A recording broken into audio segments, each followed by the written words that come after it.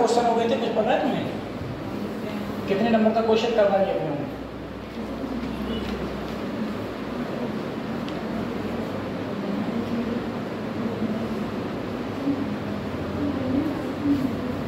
बताओ लगभग कितने क्वेश्चन तक, कितने नंबर तक क्वेश्चन करवा दे लीजिए,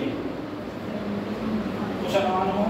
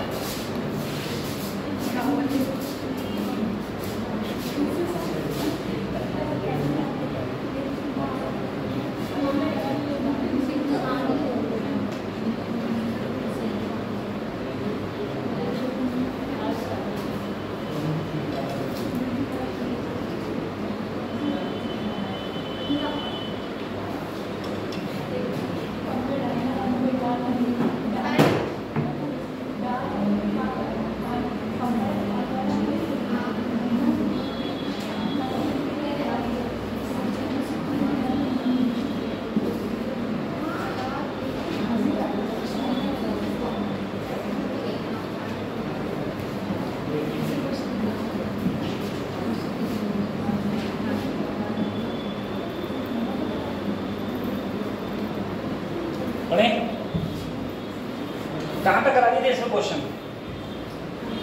ये बताए कहाँ तक करा दिए थे?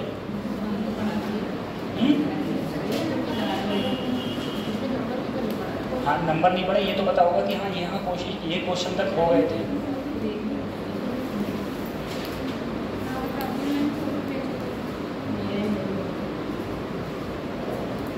लास्ट वाला एक व्हीट स्टोन ब्रिज था, व्हीट स्टोन ब्रिज से ऊपर मैंने कुछ क्वेश्चन छोड़े थे, ठीक है? तो मैं कह रहा हूँ व्हीट स्टोन ब्रिज से ऊपर मैंने जो क्वेश्चन छोड़े थे उनमें से कहाँ तक करा दिए थे?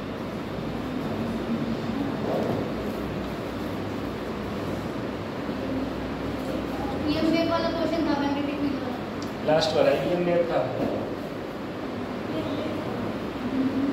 ये तो कुछ क्वेश्चन छोड़ने के बाद, हाँ ये वाला ये था ना, ये करा दिया था, हाँ ये वाला था। क्वेश्चन देखो क्या कह रहा है। कह रहा है एक गुब्बारा है, एक बैलून है, वो बैलून ए एक्सेलरेशन से ऊपर जा रहा है। अगर उस बैलून से मैं कुछ मास निकाल दूं, अब तो 3a एक्सेलरेशन से ऊपर जा रहा है, तो बताओ मैंने कितना मास उससे निकाल दिया। पढ़ो क्वेश्चन, यही कह रहा है। क्वेश्चन कह रहा है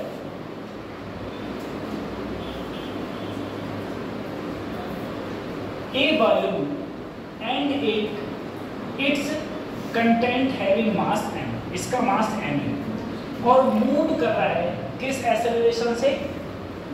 a एक्सेलरेशन से ये मूव कर रहा है, ठीक है? ये a एक्सेलरेशन से मूव कर रहा है और तुमसे कहा गया है the mass must be released from the content. इससे कितना मास को रिलीज कर दिया जाए कि बैलून स्टार्ट कर दे किस एक्सेलरेशन से जाना? 3 एक्सेलरेशन से जाना, ठीक है? तो कितना मास इससे निकाल दिया जाए? तो सोचो, सबसे पहले मान लो मेरे पास में एक गुब्बारा है जिसका मास कैपिटल M है। कैपिटल M है तो नीचे की ओर लगा होगा mg, ऊपर की ओर एक्सेलरेशन क्या है? a, ठीक है? अगर मैं इसकी इक्वेशन लिखूं, ये कहाँ जा रहा है? ये कहाँ जा रहा है? ऊपर। ऊपर जा रहा है तो मान लो ऊपर फोर्स क्या लग रहा है? F। तो इसकी इक्वेशन लगी जाएगी, ऊपर जा रहा है तो F, नीचे मास mg बराबर m, ठीक है?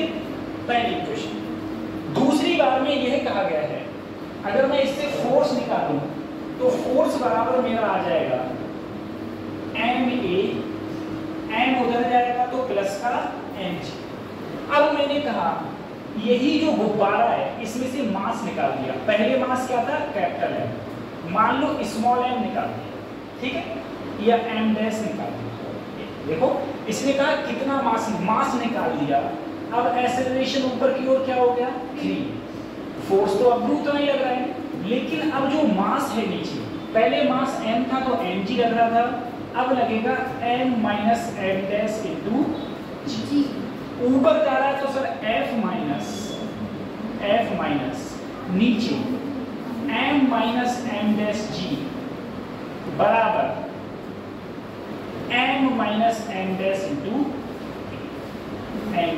ये अगर मैं इसको उधर पटकूंगा, ठीक है, या ऐसे देखो, f की जगह वैल्यू डाल दो, f की जगह ma प्लस mg, यहाँ पर अंदर मल्टीप्लाई करो mg minus minus plus m dash g, यहाँ मल्टीप्लाई करो ma minus m dash, mg plus का mg माइनस का कैंसिल आउट हो गया। यहाँ पर हमको निकालना जो है वो है m डैश निकालना है। अगर m डैश निकालना है तो मैं इस m को इधर लाऊं, इस m को, ठीक है, यहाँ पर इस m को इधर लाऊंगा। अच्छा ये इस, अच्छा यहाँ पर है ये ma plus mg minus mg plus m dash, ठीक है। अगर मैं, अच्छा सही है, ma और mg प्लस प्लस कैंसिल हो जाएगा। हाँ अलग, एक मिनट, ऊपर लग रहा है f, नीचे लग रहा है m dash minus m t, m बराबर मैंने रख दिया ma प्लस mg, यहाँ पर minus mg minus minus plus m dash g, ठीक है, ma माइनस, ओ सॉरी, यहाँ पर जो एक्सेलरेशन बेटा कितना है 3, तो यहाँ क्या रखा जाएगा 3a रखा जाएगा, 3 और 3, वही मैं तो गलत हो रहा, ठीक है। अब देखो इसको अगर मैं इधर लाऊंगा, ये इधर है प्लस का m, इधर आके हो जाएगा माइनस का 3m, ठीक है, माइनस का 3m, इसको उधर ले जाऊंगा, इधर है m डैश 3a और ये हो जाएगा m डैश g। इन दोनों में मैंने देखा माइनस का 2m, इन दोनों में क्या कॉमन है, m डैश कॉमन है, तो यहाँ क्या बचेगा 3a प्लस g, ठीक है, और minus g, 3a minus g। m dash की अगर मुझे वैल्यू निकालनी है, m डैश की वैल्यू निकालनी है,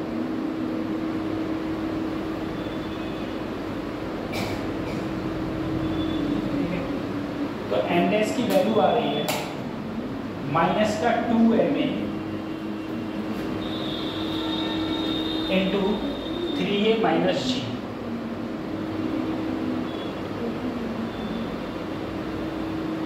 ऑप्शन कोई सा मैच नहीं कर रहा है, 3ma में से ये गया 2ma, इधर मैंने इसको इधर ले गया, क्या कर रहे हैं हम लोग, इधर देखो, ये इधर जाएगा तो माइनस में, ये पहले से माइनस में था, ये दोनों किस में हैं माइनस में, माइनस m डैश कॉमन लिया तो ये हो गया प्लस, माइनस से माइनस कैंसिल, माइनस से माइनस कैंसिल, आंसर आया मेरा ये m डैश बराबर 2ma upon 3a plus g, ये ऑप्शन था, ठीक है। यहाँ पर मैंने f की वैल्यू उठा के इसमें रखनी थी, इसमें रखे मेरे को आंसर आ गया m डैश की वैल्यू। क्वेश्चन कह रहा था एक बैलून था, उसमें फोर्स लग रहा था F ऊपर की ओर और उसका एक्सेलरेशन था E, उसमें से बैलून से कितना मास मैं निकाल दूँ जिससे कि उसका जो मास है ना, वो मास जो है वो m डैश है, वो एक्सेलरेशन जो है वो 3a हो जाए, ठीक है। तो ये क्वेश्चन इस प्रकार से होगा। फिर मैं इसके बाद अगले क्वेश्चन पे आता हूँ।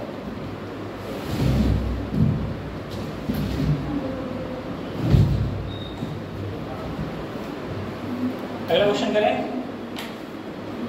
करें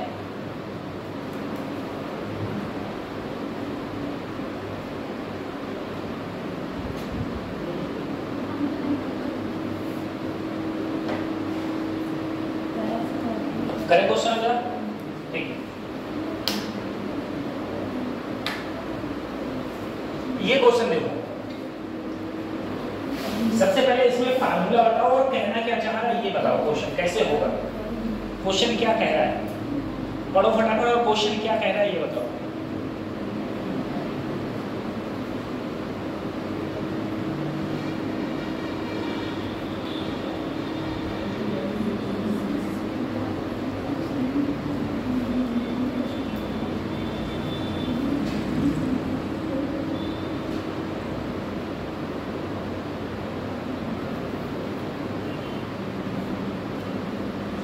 क्या कह रहा है क्वेश्चन, कैसे होगा?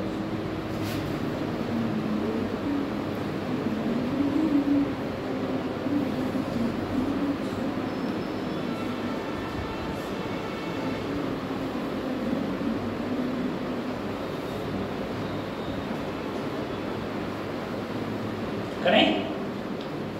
बोलो, सबसे पहले क्वेश्चन क्या कह रहा है? क्वेश्चन कह रहा है तुम्हारे पास में एक इलेक्ट्रिक डाइपोल मोमेंट है जो कि यूनिफॉर्म मैग्नेटिक फील्ड में रखा है, ठीक है? कह रहा है dipole moment is parallel to the electric field, ठीक है? The work that need to done on the dipole make its dipole moment opposite to the field. कहने की कोशिश ये कह रहा है कि मेरे पास में एक इलेक्ट्रिक फील्ड है, ठीक है? एक इलेक्ट्रिक फील्ड है और इसी की डायरेक्शन में एक डाइपोल रखा है। ये मेरे पास एक डाइपोल रखा है,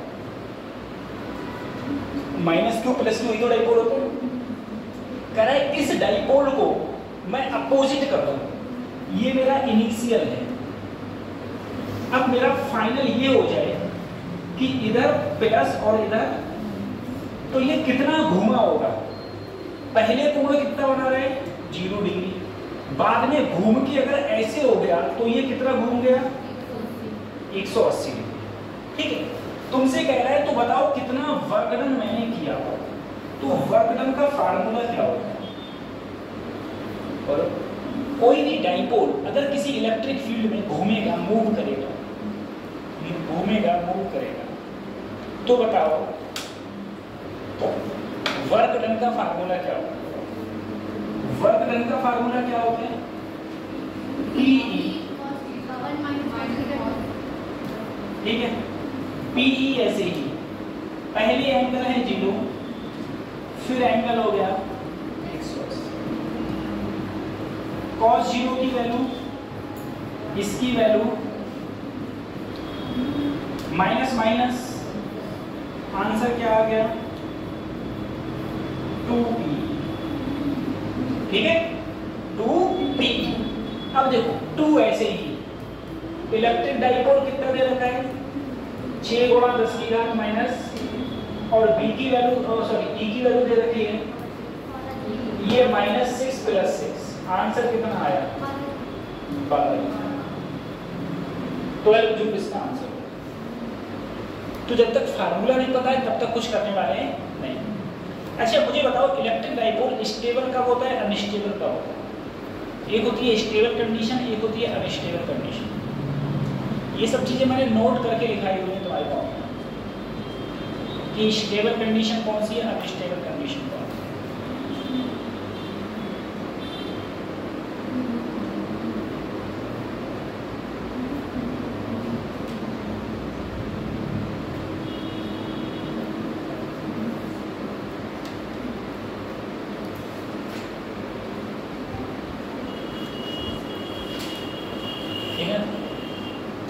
स्टेबल और अनस्टेबल कंडीशन होता है। स्टेबल कंडीशन होती है बेटा, ये स्टेबल कंडीशन है। अगर प्लस इधर हो, फोर्स इधर लगेगा, माइनस पर फोर्स। अगर किसी डाइपोल, कोई डाइपोल इलेक्ट्रिक फील्ड लाइंस की डायरेक्शन में रखा है तो वो कह रहा है कि स्टेबल कंडीशन। अगर उल्टा रखा है, माइनस इधर प्लस इधर, तो माइनस पर फोर्स लगेगा इलेक्ट्रिक फील्ड के कारण इधर, और प्लस पर लगेगा इधर, ये कह रहा है कि अनस्टेबल कंडीशन। स्टेबल और अनस्टेबल कंडीशन ये कह रहा है। तो इसका तो आंसर आ गया 12 जून। हम लोग अगले क्वेश्चन की बात करते हैं। अगले क्वेश्चन क्या पढ़े?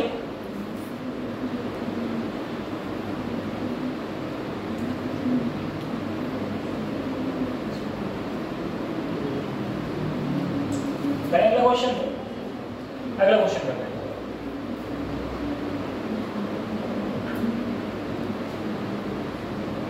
ये क्वेश्चन देखो, इसमें दिया क्या है।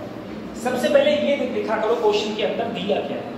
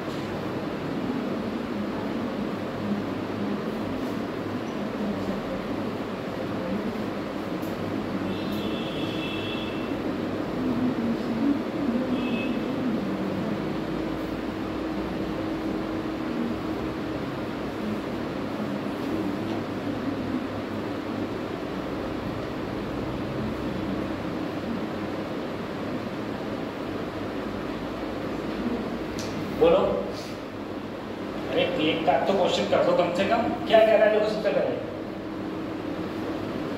प्रेशर दिया है, तुम लोग तो ऐसे पता बैठ जाते हो तो कुछ ये प्रेशर दिया है, तुमसे कहा गया है द बालू contraction of A solid copper cube.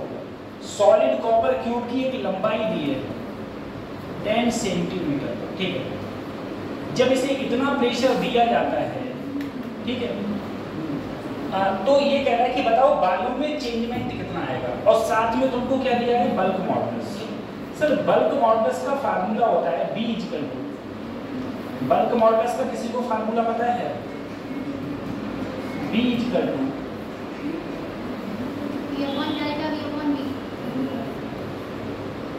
Delta B upon B कहाँ जाएगा, ऊपर, ठीक है। ये होता था फार्मूला, बल्क मॉडुलस का फार्मूला होता था F upon A delta B upon F upon A क्या हो गया, प्रेशर, और ये वाला B कहाँ गया, ऊपर। बस क्वेश्चन खत्म। तुमसे क्या पूछा है, डेल्टा B पूछा है, डेल्टा B पूछा है तो PV अपॉन B, प्रेशर कितना दिया है 7 × 10⁶। अब देखो तुम्हें एक जो क्यूब है उसकी लेंथ दी है, तो उसके वॉल्यूम का फार्मूला होता है L⁻3। इसको लिखना चाहूं मैं तो 0.1 मीटर लिख सकता हूं, 0.1 मीटर। 0.1 मीटर का अगर मैं 3 बार मल्टीप्लाई करूंगा तो आंसर आएगा 10⁻³ मीटर, ये आंसर है। तो वॉल्यूम की जगह मैंने रखा 10⁻³ और बल्क मॉडुलस मुझे दिया है 1.4 × 10⁻11, ठीक है। देखो अगर मैं 7 से काटूंगा, पॉइंट हटाऊं, 0 लगाऊं, यहाँ 10 आएगा, यहाँ 2 आएगा, 2 से काटूंगा तो क्या आएगा 5, पावर ऊपर ले जाओ तो 5 × 10⁻, 6 में से 3 गया 3, और ये ऊपर गई तो 10⁻⁻, आंसर आया 5 × 10⁻⁻৯, 5 × 10⁻⁻9 मीटर, ठीक है। अब एक बात समझो सर, 5 तो ठीक है, देखो 10⁻⁻3 का तुम क्यूब करो, 10⁻⁻3 का क्यूब का मतलब है 10⁻⁻3 गुणा में घाते जोड़ दो 3 3 3 10⁻⁻, ठीक है। तो इसका मतलब ये है कि मैं 10⁻⁻9 की जगह अगर लिखना चाहूँ तो 10⁻⁻3 का क्यूब लिख सकता हूँ, ठीक है। 10⁻⁻9 की जगह लिखना चाहूँ 10⁻⁻3 का, 10⁻⁻3 का मतलब ये होता है mm, क्या होता है mm, तो यहाँ पर आ जाएगा 5 mm की पावर 3, यहाँ पर आंसर आएगा 5, ये सही है। तो सब कुछ दिया था, तुम लोगों को बल्क मॉडुलस का फार्मूला ही नहीं पता था, क्या बताओ बल्क मॉडुलस का क्या फार्मूला हो सकता है।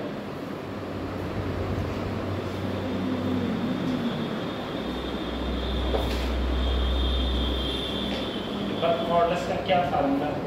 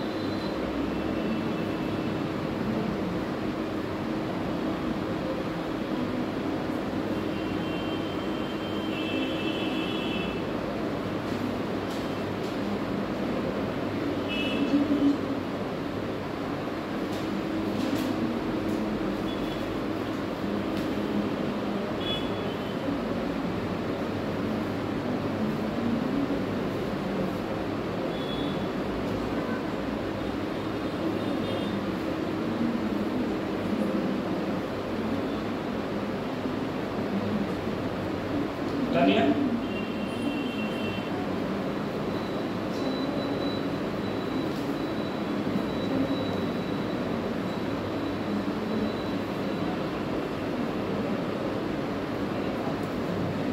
आगे बढ़ते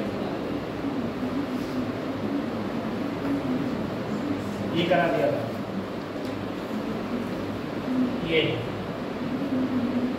क्वेश्चन मुझे दिया है और मैंने तुमसे करेक्ट ऑप्शन पूछा है। 4 ऑप्शन तुमने दिए हुए हैं, 1 1 2 3 4, और इसमें तुम्हें बताना है कि कौन सा ऑप्शन सही है। जो क्वेश्चन है ना ये टर्मिनल वेलोसिटी का है। सबसे पहले तो टर्मिनल वेलोसिटी का फार्मूला समझो कि टर्मिनल वेलोसिटी का फार्मूला क्या होता है।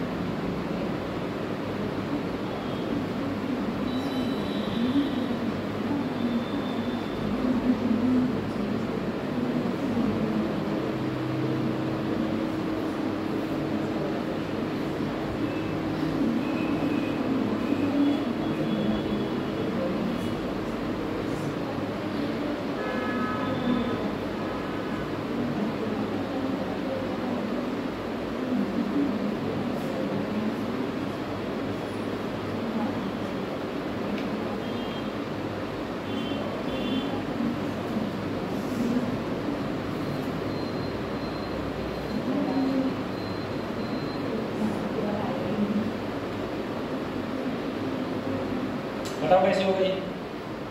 सबसे पहले मुझे टर्मिनल वेलोसिटी का फार्मूला बताओ।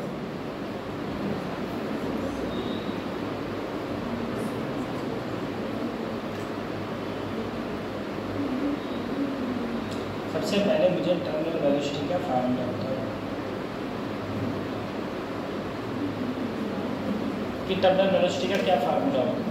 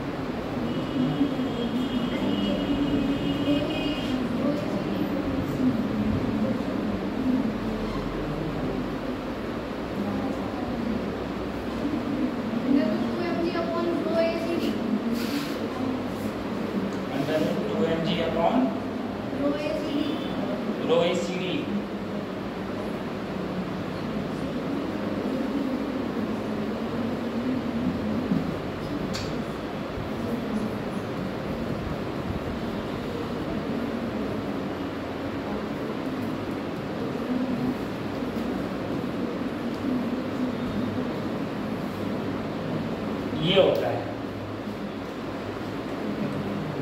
ठीक है, याद ही नहीं करोगे। अब देखो क्या करेगा, graph between terminal velocity and R be a parabola, ठीक है। तो बिल्कुल बात सही है बेटा। देखो बी और आर के बीच ग्राफ देखेंगे, यहाँ पर बी टी है और यहाँ पर आर स्क्वायर है। तो जो ग्राफ बनता है बी टी और आर में वो कुछ ऐसे जाके बनता है, पैराबोला बिल्कुल सही, पहला सही। इसने कहा है डिफरेंट डिफरेंट डायमीटर, यानी कि मैंने छोटा गोला डाला और बड़े आकार का गोला डाला। इसने कहा है सबके लिए वेलोसिटी क्या रहती है, कांस्टेंट। तो नहीं, वेलोसिटी किस पर डिपेंड करती है, रेडियस पर। अगर डायमीटर ज्यादा होगा तो रेडियस भी तो ज्यादा होगी, ठीक है। इसने कहा सबके लिए क्या होती है, कांस्टेंट। यहाँ पर क्या है, सबके लिए क्या होती है, वेरी होती है। जितना बड़ा गोला होगा वो वेरी होगी। अगर देखो measurement of terminal velocity is depends on the temperature. बिल्कुल बात सही बेटा, अगर हम टेम्परेचर बढ़ाते हैं किसी भी चीज़ का, ठीक है, किसी भी चीज़ का टेम्परेचर बढ़ाते हैं तो उस लिक्विड की डेंसिटी क्या होती है? कम होती है।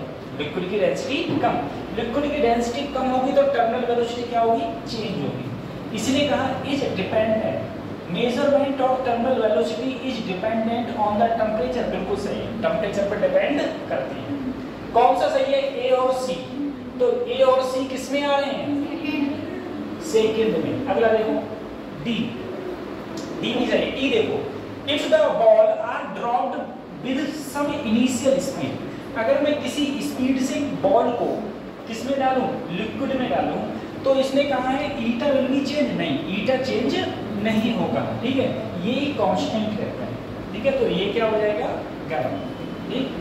तो ऑप्शन कौन सा सही हो जाएगा? दूसरा सही हो जाएगा, दूसरा सही होगा।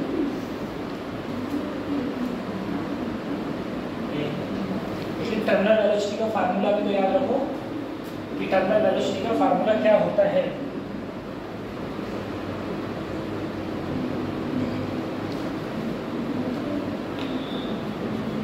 बता लिया? आगे बढ़े, आगे बढ़े।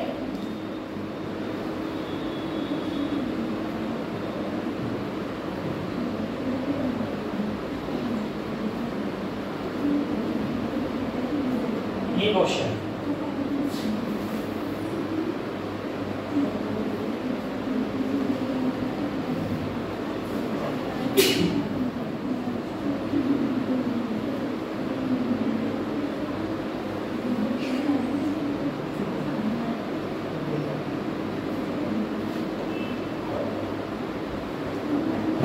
ये क्वेश्चन है, देखो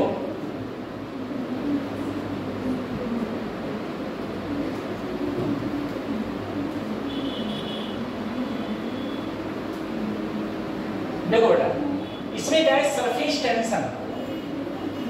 एक बार जरा सोचो, हमने तुमसे कहा मेरे मच्छर ज्यादा होते हैं, मच्छर पानी पर क्यों बैठ पाता है? सरफेस टेंशन के कारण। सरफेस टेंशन ज्यादा होती है, मच्छर बैठ जाता है, मच्छर डूबता है उसमें नहीं। अगर मैं क्या करूँ? सरफेस टेंशन को कम कर दूँ। सरफेस टेंशन कम कैसे होगी? अगर तुम किसी चीज को गर्म कर दोगे, हीट दे दोगे, तो सरफेस टेंशन क्या हो जाएगी? कम हो जाएगी। Surface tension arise due to extra energy of molecular at the interior as compared to the molecular at the surface of the liquid, ठीक है। इसने कहा है अगर मैं एक्स्ट्रा एनर्जी दूंगा तो सरफेस टेंशन क्या होगी? राइज होगी, गलत बात है, कम होगी, ठीक है। अगला, as the temperature of liquid rises the coefficient of viscosity increase, नहीं, डिक्रीज होती है, तो ये भी गलत हो गया। तो ए और बी गलत हो गया, तो ए इसमें, ए भी गलत, इसमें गलत, ठीक है, गलत। अगले पढ़ने जो तो देखो, ऐसा टेम्परेचर, टेम्परेचर अगर गैस का इंक्रीज करोगे तो विस्कोसिटी क्या होती है? इंक्रीज, बिल्कुल सही। इसमें कहा टर्बुलेंट फ्लो होता है, किससे नापते हैं हम लोग? रेनॉल्ड्स नंबर से। अगला देखो, स्ट्रीम लाइन कभी एक दूसरे को कट नहीं करती, तीनों सही है।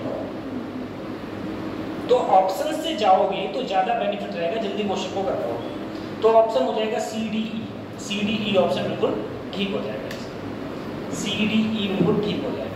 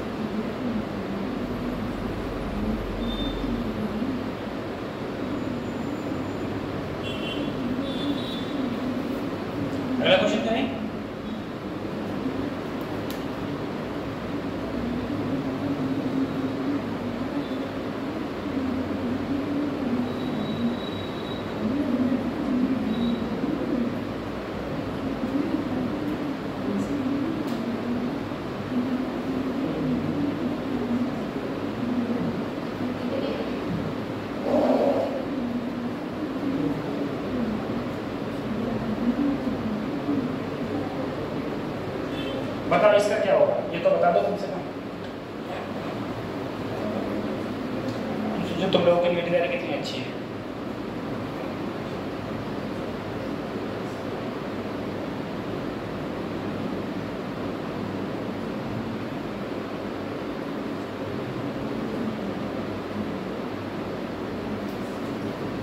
और अपने कतई सच्चे मन से समझना कि तुम लोगों ने तैयारी कितनी अच्छी करी थी, कितना पढ़े हो तुम लोग।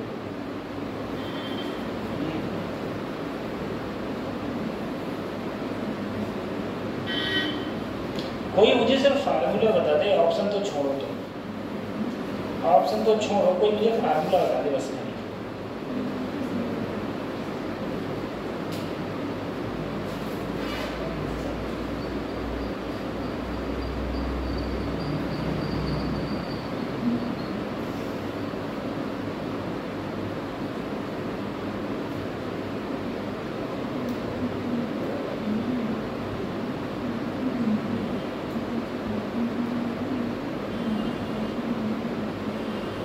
देखो, मीन स्क्वायर वेलोसिटी का फार्मूला होता है b,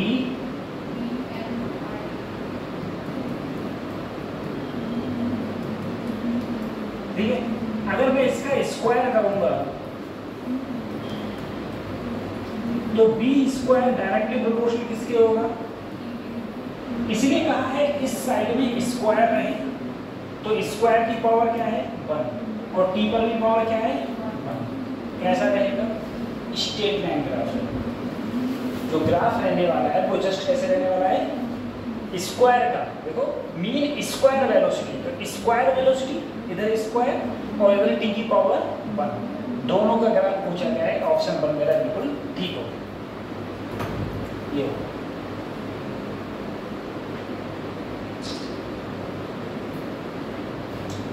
अगला करो। ये क्वेश्चन कैसे करोगे, सोचो। ये क्वेश्चन दिया हुआ है और हमसे क्वेश्चन में पूछा गया है P क्या दिया है प्रोटॉन, N क्या दिया है neutron, electron, positron, neutrino, anti neutrino, सब चीज दी गई। तुमसे पूछा है कौन सा करेक्ट ऑप्शन है।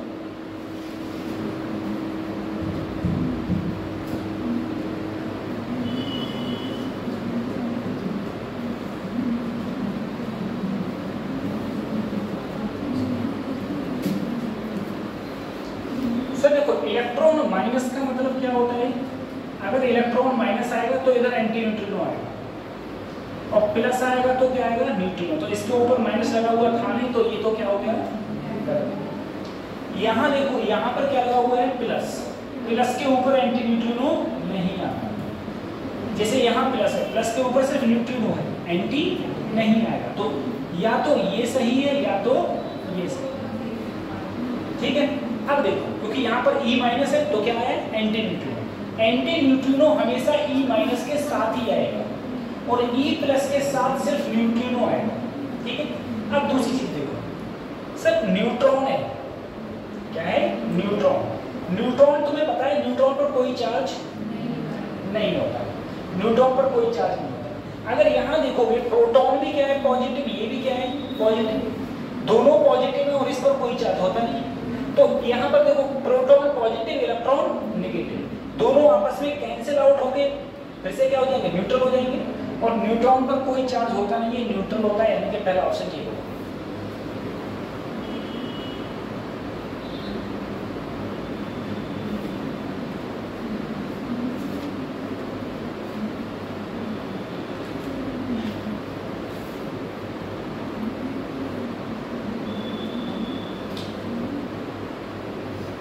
आगे बढ़ते हैं, आगे बढ़े।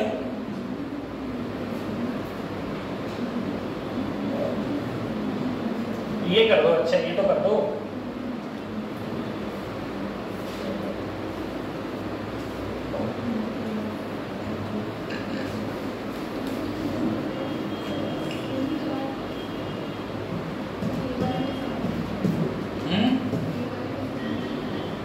समझ नहीं आया।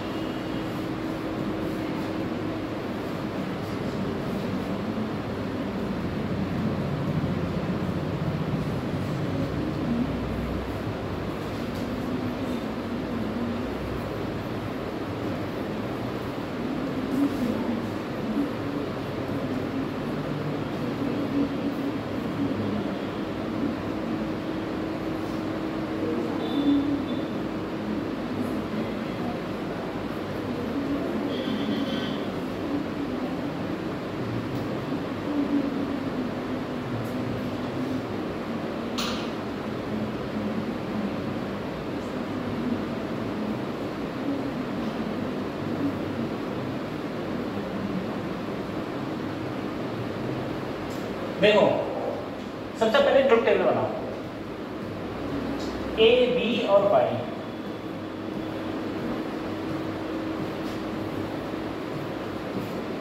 अब देखो सर ऐसा है, अगर मैं यहां भी 0 रखूं और यहां भी 0, दोनों जगह 0, तो यहां से तो 0 मिलेगा और इसका क्या हो जाएगा 1, और दोनों जगह 0 और 1 की मल्टीप्लाई करूंगा तो 0 0 0 की मल्टीप्लाई, दोनों जुड़ जाएंगे, 0 में 0 जोड़ोगे 0 आएगा, और ये कौन सा है और गेट, लेकिन इससे बाहर निकलेंगे तो क्या आएगा 1 आएगा। अब देखो ये 0, अब देखो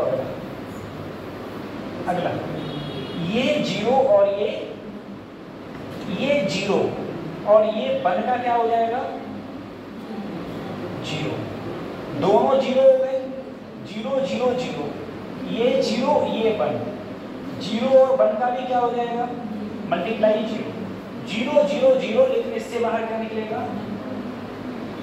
अब आ जाओ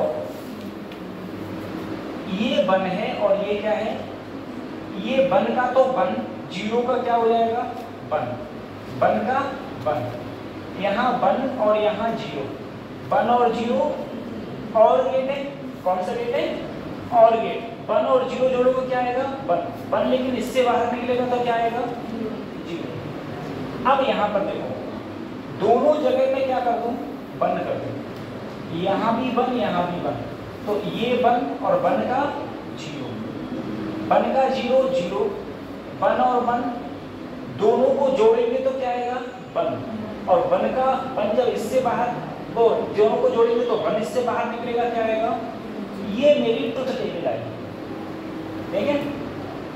अब ट्रुथ टेबल में देखो यहाँ पर क्या है ए का क्या मिले उल्टा, यहाँ पर देखो अगर मैं ए 0 है, अगर मैं ये 0 रखूंगा तो यहाँ क्या मिलेगा 1, और 1 रखूंगा तो यहाँ क्या मिलेगा 0। देखो इसमें हो रहा है 0 रखा हूँ ए की जगह तो क्या आ रहा है 1, 0 रखा हूँ तो 1 रखा हूँ तो 0, 1 रखा हूँ तो 0।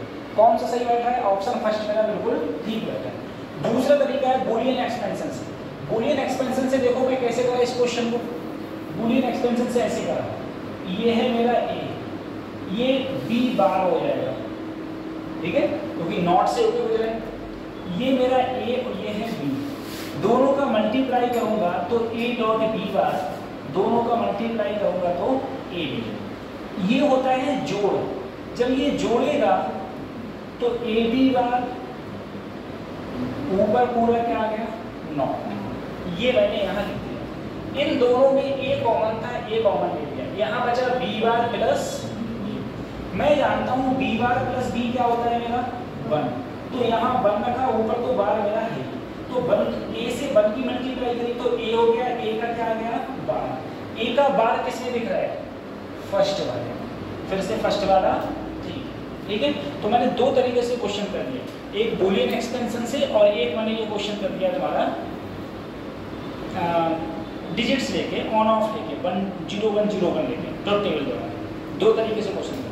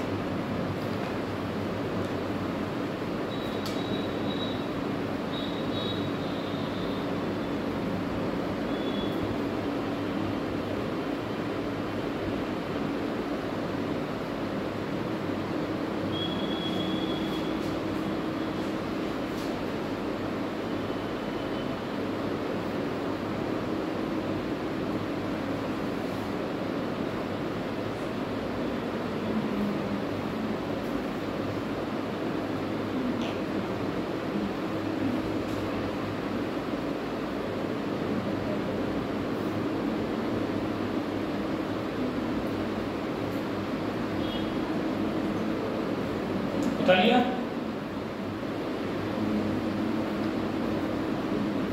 रहेगा नहीं?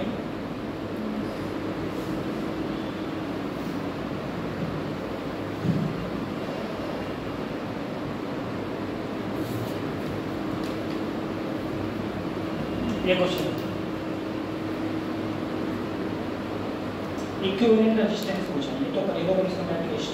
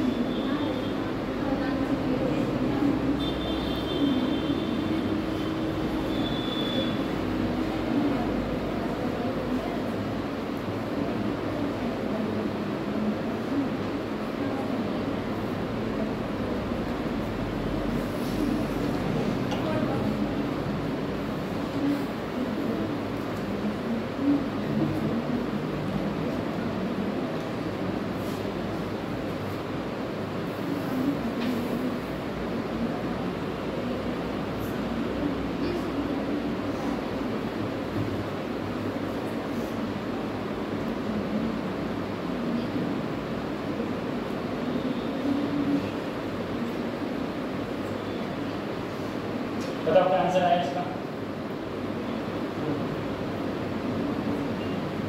क्या आया? फोर्थ ऑप्शन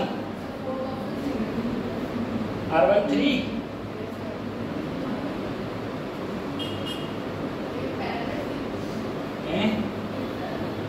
पैरेलल सीरीज में कि पैरेलल में?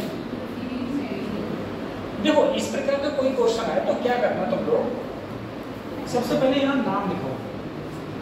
देखो एक पॉइंट ये है, एक ये है, एक ये है, एक ये है, A B C, ठीक है? क्या करो, देखो जहां पर कोई कुछ लगा हुआ नहीं है, सिर्फ वायर लगा हुआ है, सिर्फ वायर है, तो समझना ये दोनों आपस में एक पॉइंट है, यानी कि A और C एक पॉइंट है। B और D पर वायर लगा हुआ है तो B और D, अब देखो A और B के बीच में एक रेजिस्टेंस, A ये है, B ये है, B और C, B ये है और C ये है, C और D, C ये है और D ये है, ये तीनों कैसे हो गए? पैरेलल। और R इक्विवेलेंट का फार्मूला पैरेलल के लिए क्या होता है? 1/R1, R/3 कहाँ आएगा? ऊपर, ऐसे ही यहाँ पर होता है। सब में क्या कॉमन है? R, तो सब ऊपर जो हो जाएंगे 9/R, ठीक है?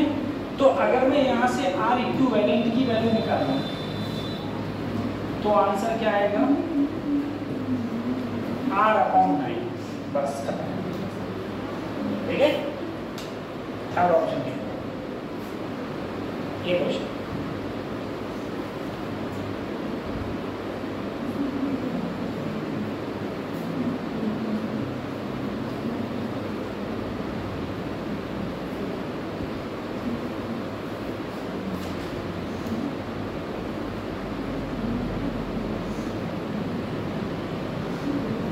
तुम्हारा रिजल्ट मिल गया पिछले टेस्ट पेपर का? कौन से का मिला है रिजल्ट टेस्ट पेपर का? नहीं मिलता, रिजल्ट दूसरे दिन देना चाहिए।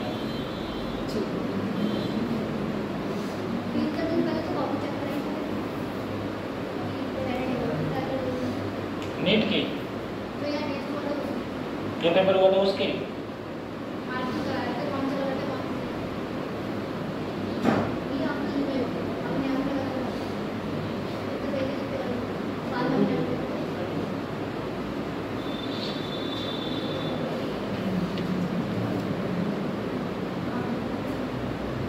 इस टाइप का क्वेश्चन आने की संभावना ज़्यादा है।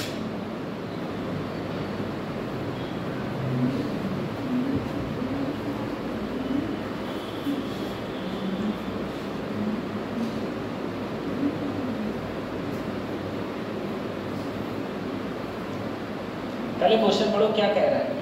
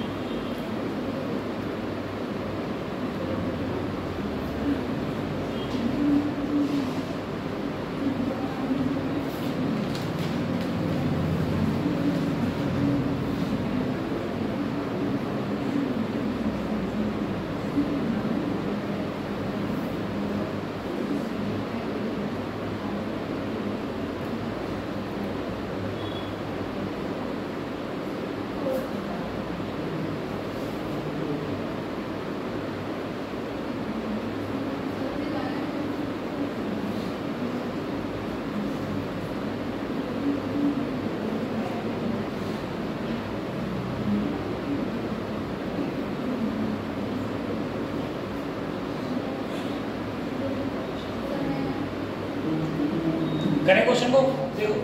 क्वेश्चन में क्या है, एक वायर है जिसका रेजिस्टेंस क्या है R। इसको इक्विलैटरल ट्रायंगल में, इक्विलैटरल ट्रायंगल का मतलब है जिसकी लेंथ है बराबर, ठीक है, जिसकी लेंथ है बराबर है, जिसकी लेंथ है बराबर है और कह रहा है किसी दो पॉइंट, एक ये एक ये, अगर पूरे का रेजिस्टेंस R था और इसको 3 भागों में कट किया था तो हर एक भुजा का रेजिस्टेंस क्या होगा R/3। तो इसके और इसके अलोंग इक्विवेलेंट रेजिस्टेंस निकालो। तो इसका इक्विवेलेंट रेजिस्टेंस क्या आएगा इसके अलोंग निकालो। ऊपर वाले कैसे हो जाएंगे सीधी, और जो आएगा उसके साथ में R/3 क्या हो जाएगा पैरेलल। निकालो कितना आएगा।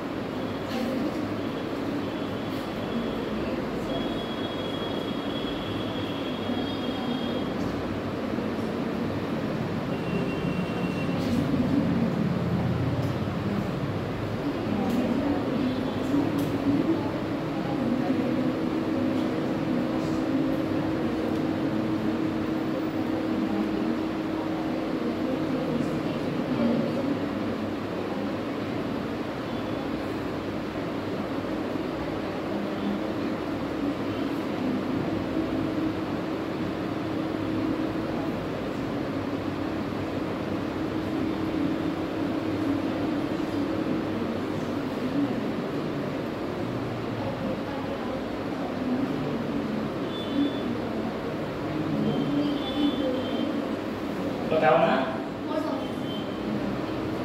Fourth option. ये दोनों कैसे हैं? ये दोनों कैसे हैं? सीरीज में।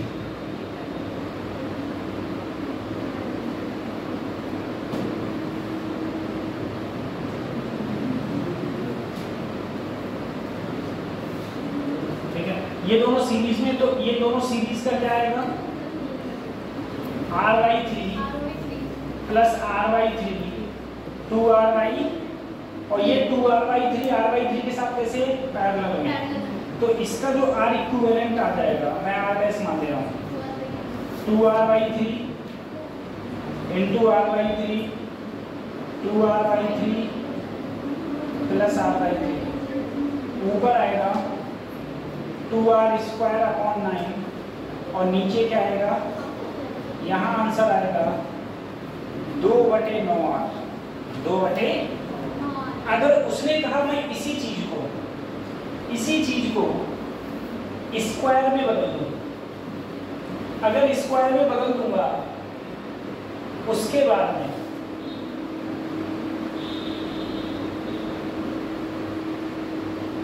ठीक है, अगर स्क्वायर में बदल दूंगा तो एक रेजिस्टेंस यहाँ होगा, एक यहाँ, एक यहाँ, एक यहाँ, क्या होगा? ये r/4 r/4 r/4, तो इधर हो जाएगा r/2, इधर हो जाएगा r/2। तो अगर इस मूल्य का r इक्विवेलेंट देखूंगा मैं, तो r/2 r/2 r/2 r/2, ठीक है।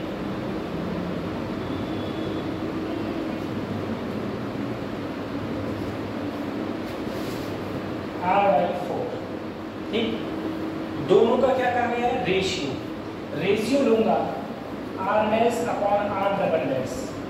r' क्या था?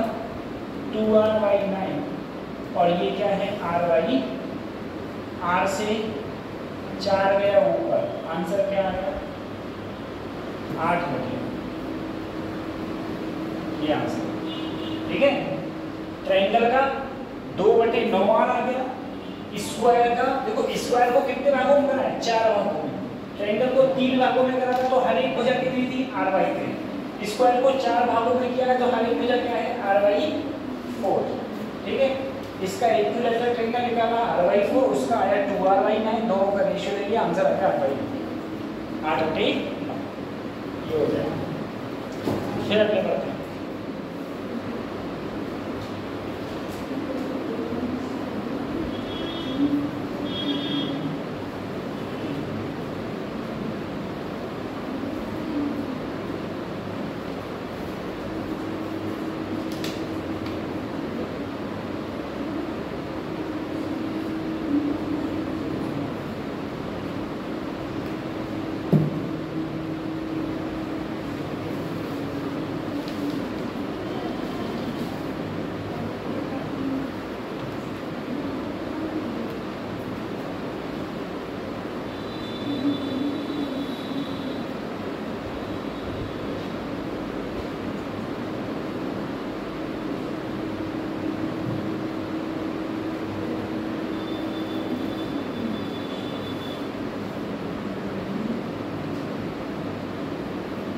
ठीक है, अगला क्वेश्चन करो, बता लिया?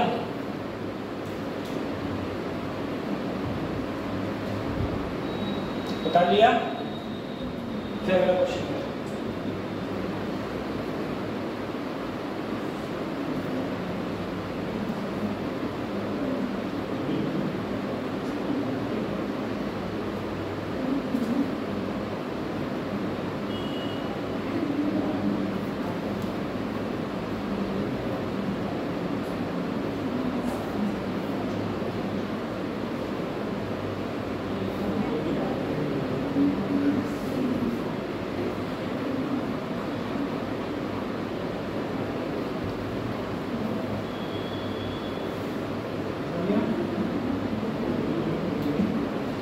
अगले करें,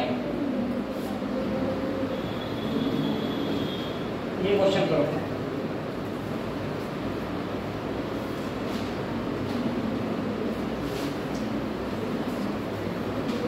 ये क्वेश्चन करो कैसे होगा।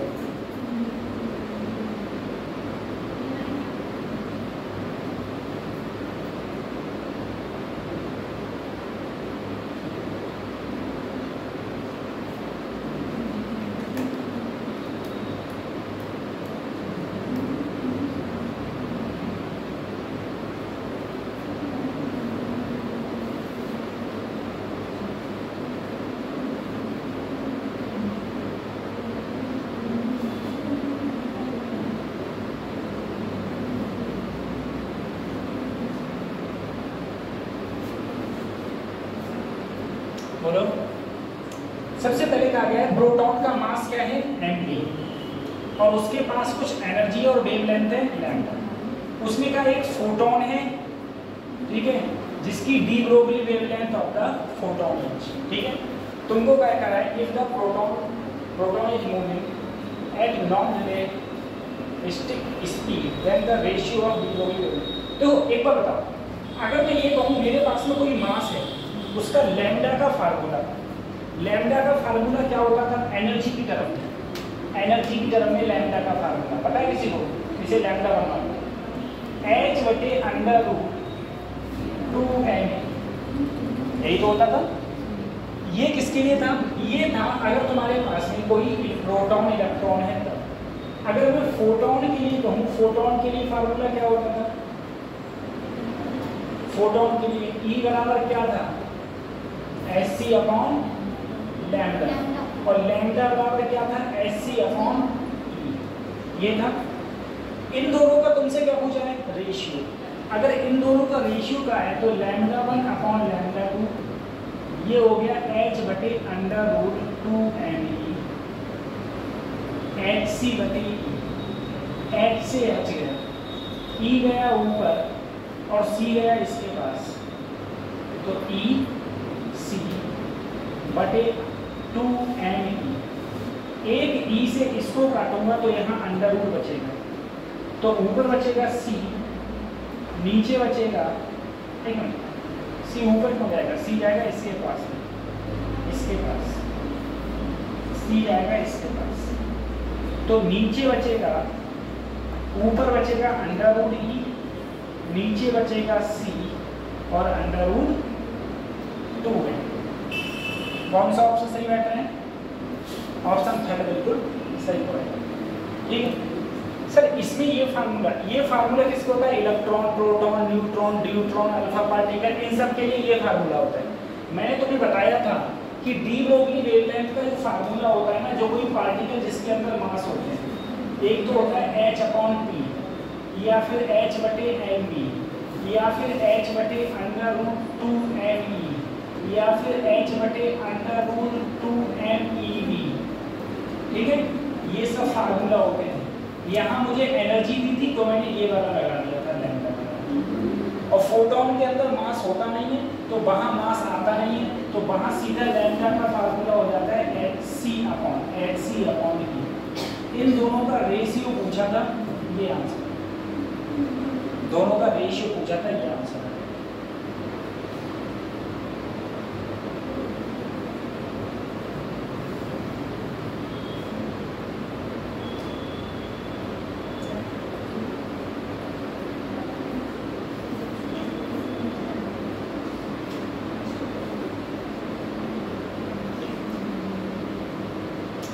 अच्छा एक बार बताओ, चलो तुम दोनों बताओ बच्चे, ये जो क्वेश्चन है ये 11th का है कि 12th का है,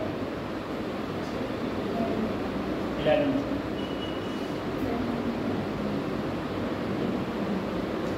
का है, 12th का है, 11th। तुम तीनों अगले बताओ, ये 11th का है, 12th का है, 11th।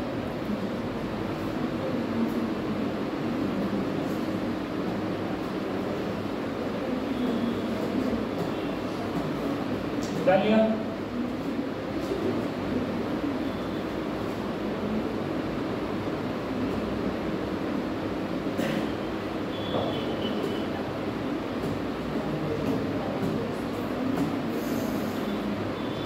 अच्छा बताओ बेटा, मास ऑफ इलेक्ट्रॉन क्या होता है, पता है मास ऑफ इलेक्ट्रॉन कितना होता है, इलेक्ट्रॉन का मास कितना होता है, तुम लोग पता है मास ऑफ इलेक्ट्रॉन कितना होता है। पहली बात तो 11th का नहीं 12th का टॉपिक, ठीक है, 11th का टॉपिक नहीं है, 12th का टॉपिक है, और वो भी मॉडर्न फिजिक्स का टॉपिक है, ठीक है, मॉडर्न फिजिक्स का टॉपिक है। अब दूसरी बात ये है, इलेक्ट्रॉन का मास कितना होता है पता है, तुम बताओ, आगे तुम तीनों पता है इसको, मास ऑफ इलेक्ट्रॉन इलेक्ट्रॉन का मास, इलेक्ट्रॉन का मास पता है तुम लोगों को? तुम पता है मास क्या होता है इलेक्ट्रॉन का? क्या होता है? 9.1 into 10 to the power minus 31. और प्रोटॉन का? प्रोटॉन का 1.67 into 10 to the power minus 27. 27, ठीक है? चलो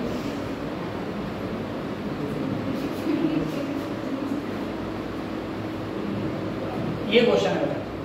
इसीलिए कहा है मेरे पास में एक प्रिज्म है, एक थिन प्रिज्म है P1 जिसका एंगल कितना है 4 degree, made of glass having refractive index 1.54, each combined with another prism P2 made of glass having refractive index, get dispersion without get the angle of prism. बेटा ये कह रहा है, देखो ये कह रहा है मेरे पास अभी एक प्रिज्म है, ऐसी तो प्रिज्म होता है, एक प्रिज्म ये है P1, एक प्रिज्म ये है, दोनों ऐसे रख दिए हमने। कह रहा है लाइट आई, पड़ी, इससे गुजरी और वापस इधर से, ठीक है? कह रहा है डेविएशन 0 रहा, डेविएशन क्या रहा? अगर डेविएशन 0 रहा तो तुमसे कहा गया है बेटा मुझे एक एंगल तो पता है 4 डिग्री, दूसरा एंगल क्या होगा? तुम्हें पता है डेविएशन का फार्मूला क्या होता है? डेविएशन का फार्मूला होता है म्यू माइनस 1 इंटू, अगर डेविएशन 0 रहे मतलब जितना डेविएशन इस प्रिज्म से हुआ उतना ही डेविएशन इस प्रिज्म से हुआ, यानी कि sir mu 1 minus 1 into A1 बराबर μ2 माइनस 1 इंटू म्यू में कितना है 1.54 माइनस 1, ए है 4, μ2 क्या है A2 मिला, यहाँ करोगे 0.54, यहाँ करोगे 0.54 इंटू 0.72 इंटू, अगर तुमको A2 की वैल्यू निकालनी है तो 4 इंटू 54 पॉइंट हटाए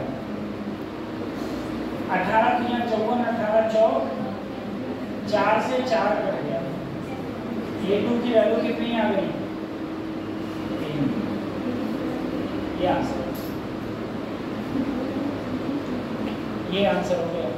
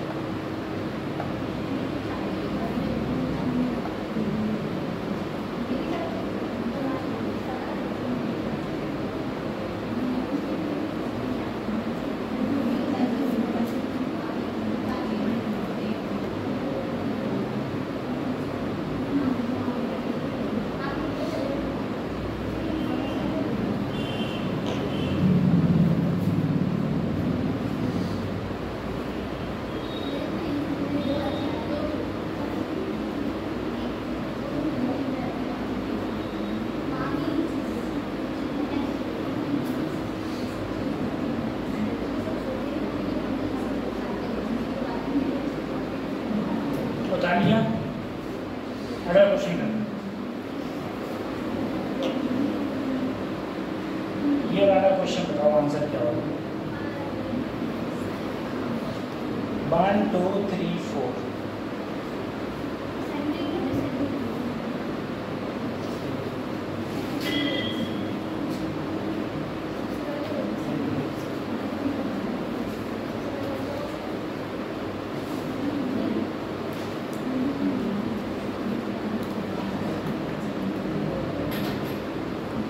ये वाला क्या होगा बता।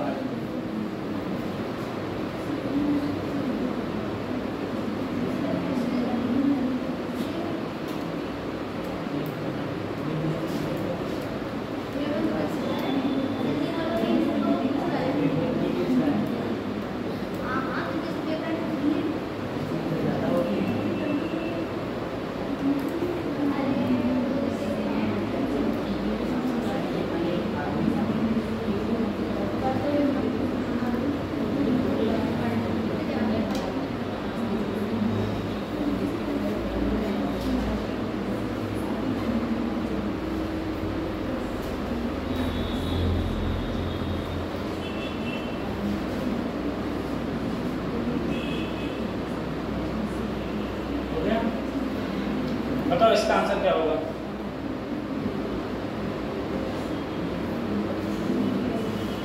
बताओ ये क्वेश्चन नहीं होगा तो क्या ही होगा।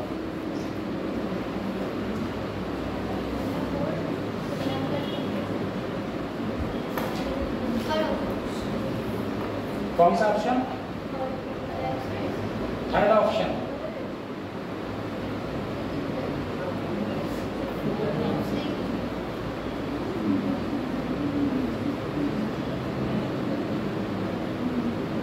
कौन सा ऑप्शन मुझे बताओ।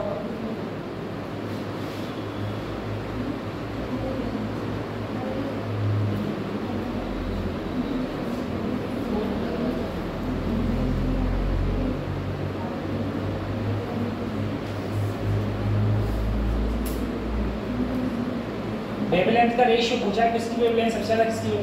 एक सीधा चीज समझो, एक फार्मूला मैंने लिखवाया था तुम्हें, रमी वक्ष,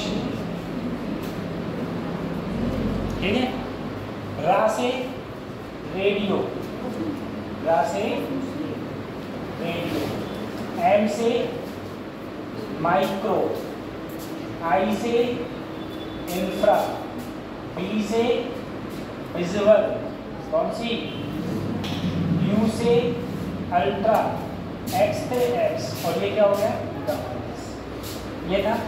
अब देखो तुम्हें पता है सबसे, देखो जैसे जैसे ऊपर जाऊंगा लैम्डा का वैल्यू बढ़ता है, जैसे जैसे ऊपर जाऊंगा लैम्डा का वैल्यू बढ़ेगा। तो सबसे ज्यादा लैम्डा किसका होगा, रेडियो का। इसमें रेडियो है नहीं। फिर माइक्रो का, माइक्रो है तो सबसे ज्यादा लैम्डा इसका होगा। माइक्रो के बाद इंफ्रा, इंफ्रा है। फिर किसका होगा, विजिबल, विजिबल है नहीं। फिर क्या है, अल्ट्रा, अल्ट्रा है, ठीक है। फिर अल्ट्रा, फिर एक्सरे, एक्सरे है, ठीक है। एक्सरे का ऑप्शन है, गामा है। ये ऑप्शन मेरा ठीक है। तो लैम्डा 4, इधर लैम्डा 1, लैम्डा 1, लैम्डा 1, लैम्डा 1, या तो ये सही है या ये सही है, ठीक है। उसके बाद में क्या है, लैम्डा 3, यानी कि कौन सा ऑप्शन सही है, ऑप्शन थर्ड मेरा बिल्कुल ठीक है। सीधे याद रखो रमी वक्ष जी, सीधे याद रखो रमी वक्ष जी, ऐसे रमी, रमी, हाँ, वक्ष, बस सीधे खत्म।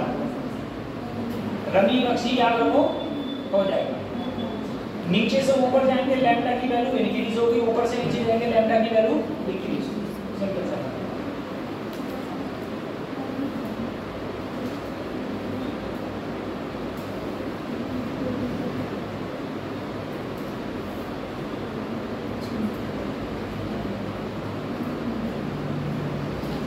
बता दिया। अगले भाई बोलो, अगले बढ़े,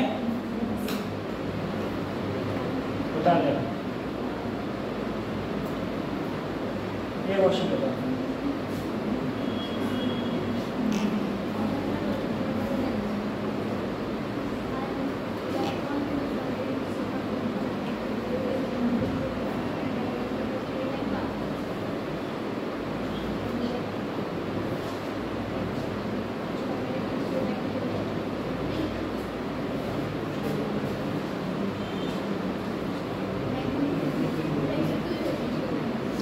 कौन सा ऑप्शन ठीक है? ए बी सी डी 1 2 3 4 1 2 3 4 कौन सा ठीक हो जाएगा?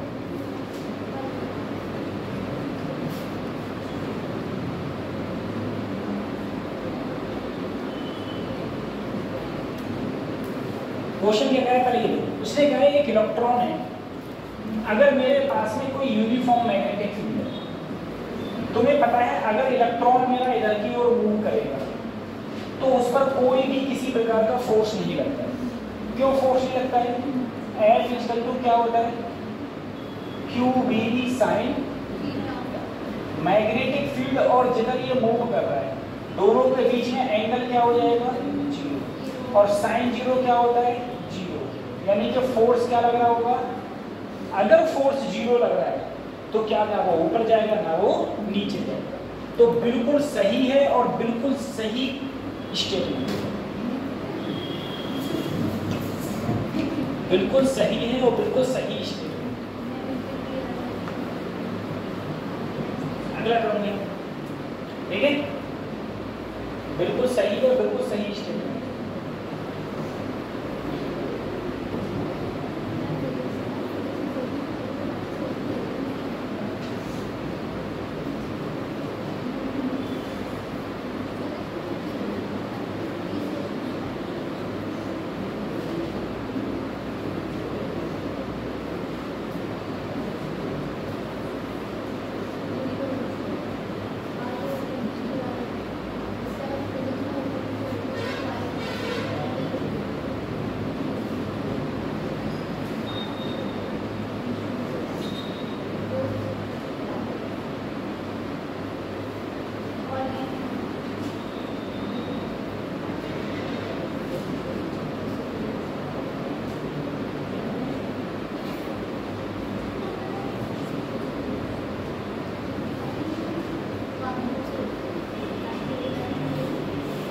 अगला क्वेश्चन करना,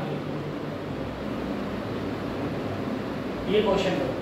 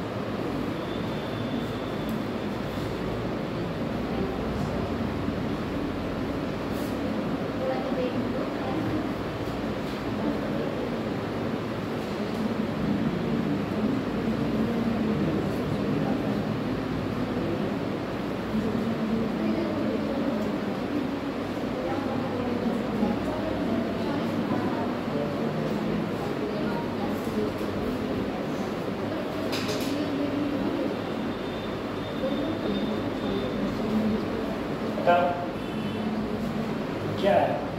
ratio of linear kinetic energy. Linear kinetic energy का जो फार्मूला होता है ना, दो प्रकार की होती है, एक होती है ट्रांसलेशन, एक होती है लीनियर। तो लीनियर का फार्मूला होता है 1/2 mv², और उसके बाद में रोटेशनल, रोटेशनल का फार्मूला हो जाएगा 1/2 I ω²। 1/2 से 1/2 कट गया, m ऐसे ही b² ऐसे। इधर देखो, I क्या है? Moment of inertia. Solid sphere का moment of inertia 2/5 mr², 2/5 mr²। यहाँ I की जगह मैंने रखा 2/5 mr², और देखो b इक्वल टू होता है r ओमेगा, तो ओमेगा बराबर b/r, और अगर मैं ओमेगा का स्क्वायर करूंगा तो b² और साथ में r की जगह, तो यहाँ पर ओमेगा की जगह रखूंगा b² r² से से ऊपर बी स्क्वायर से 5 ऊपर गया 2 नीचे आया, आंसर आया 5/2। सिंपल से, बहुत सरल क्वेश्चन है।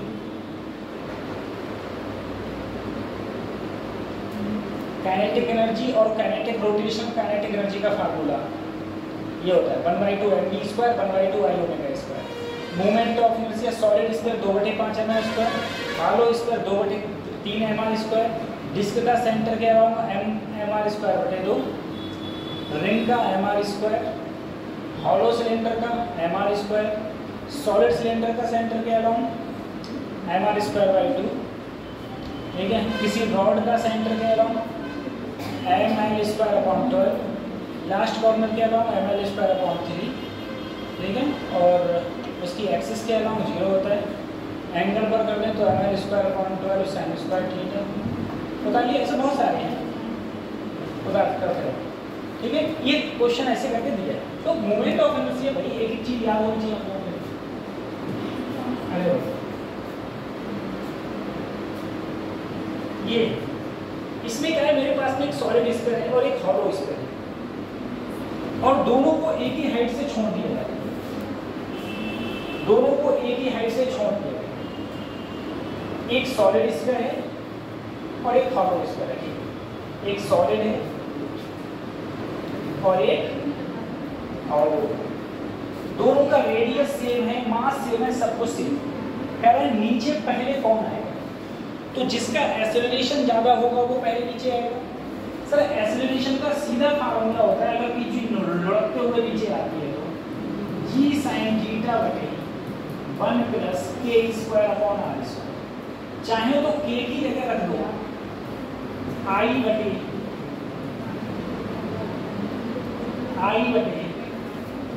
mr², ठीक है। अब तो मोमेंट ऑफ इनर्शिया देखो, मैंने कहा सॉलिड स्फीयर, सॉलिड स्फीयर का मोमेंट ऑफ इनर्शिया होता है 2/5 mr², हॉलो स्फीयर का होता है 2/3 mr²। इसको देखूंगा 0.5 mr², 0.66 mr²।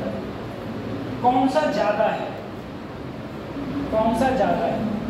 हॉलो ज्यादा है। देखो अगर I ज्यादा होगा, A इनवर्सली प्रोपोर्शनल किसके है I, अगर I ज्यादा होगा तो A क्या होगा कम, और जिसका एक्सेलरेशन कम होगा वो क्या होगा बाद में आएगा। तो बाद में इसमें कौन सा आएगा, तो बाद में इसमें आएगा हॉलो स्फीयर। हॉलो स्फीयर को आने में ज्यादा समय लगेगा और सॉलिड स्फीयर पहले आ जाएगा, यानी कि T2 greater than T1। Option first बिल्कुल ठीक हो जाएगा, ठीक है। ऑप्शन फर्स्ट बिल्कुल ठीक हो जाएगा। अगली करते हैं हम लोग एक क्वेश्चन और इसका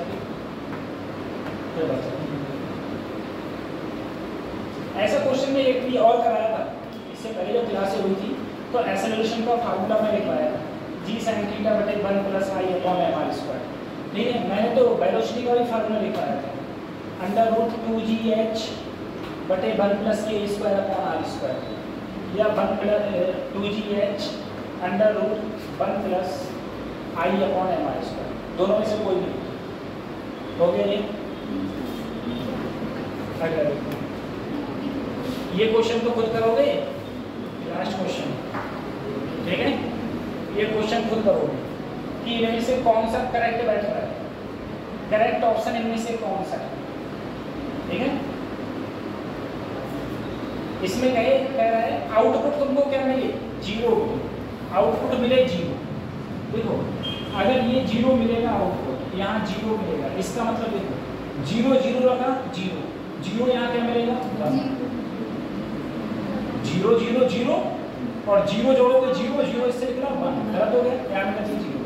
0 और 1 मिलेगा, 1 इससे बाहर निकला 0, 1 और 1 इससे बाहर निकला 0, 1 और 0 1 इससे बाहर निकला 0। बी सी डी कौन सा ऑप्शन सही है? ऑप्शन थर्ड होगा, ठीक है, ठीक है।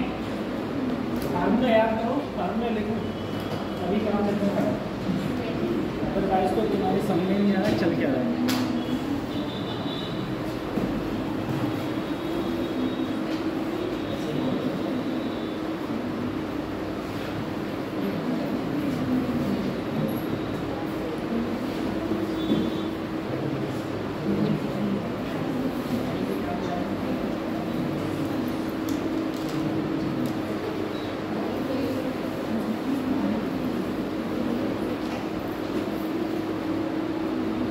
ठीक है।